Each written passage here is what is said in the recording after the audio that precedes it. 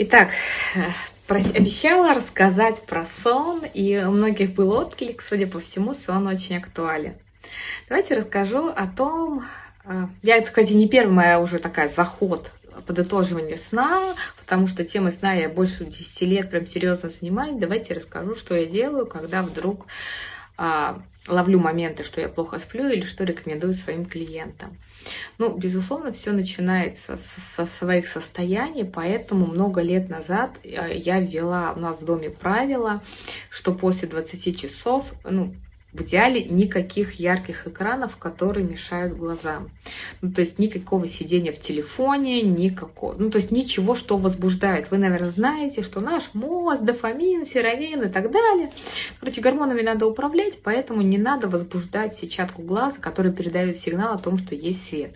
Соответственно, дома тоже приглушенный свет. То есть вечерами мы не зажигаем верхний свет, мы используем местечковый, точечный, небольшой, желательно желтые лампы, которые как раз постепенно уменьшают состояние света. И, соответственно, не спим ни с какими ночниками. То есть, в принципе, это вот та атмосфера, которая есть вокруг. Соответственно, никакой возбуждающей музыки, возбуждающих фильмов и так далее. Второе – это ароматы. У меня там уже несколько лет диффузоры Дутеры. И у нас есть там любимые запахи, такие как лаванда, такие как ладан. Когда мы там не очень здоровы, я добавляю смесь бриф или онгард. То есть я смотрю, чтобы там не было ничего возбуждающего. И запах как способ такой успокоиться. Безусловно, никакого принятия ванны. Это большая иллюзия, что ванна успокаивает. Ванна расслабляет тело, но чаще всего она как раз дает ресурс телу, и она возбуждает. Поэтому, естественно, это прием душа, причем желательно не горячего. Следующий важный момент – это то, на чем мы спим.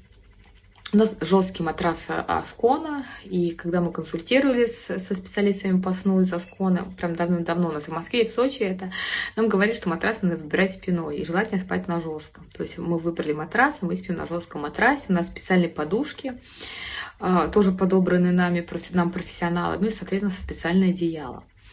Мы перед сном читаем. Там Нике я еще делаю специальный массаж.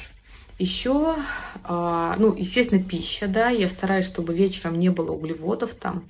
Это не история, что после 6 без углеводов. Я стараюсь, чтобы после 5 в рационе не было углеводов и не было белка, потому что и белок возбуждает, и углеводы.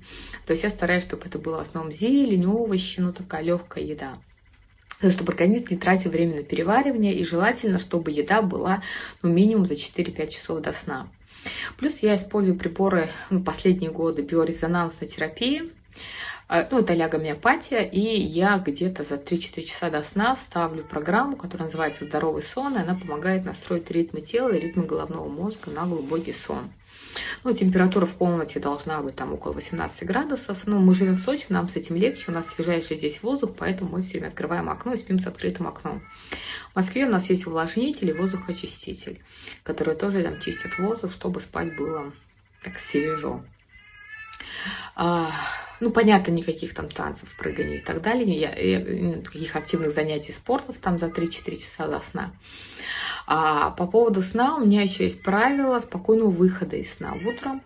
То есть я там спокойно стараюсь через легкую музыку. Кстати, да, когда тяжело засыпается, мы иногда ставим звуки природы. У нас, правда, сейчас в Сочи тоже, когда мы в Сочи, тут птичье пение. Но здесь сейчас другая проблема с давлением очень сильно, поэтому иногда я ставлю белый шум, звуки природы на Алисе. И прошу ее там выключиться через некоторое время, чтобы не спать при этом. Так, что еще про сон?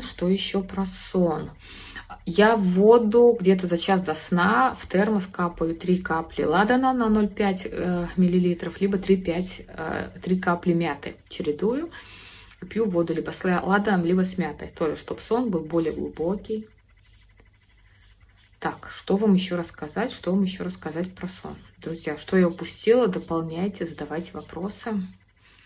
Понятно, что еще там кто-то медитирует и так далее, но я медитирую утром.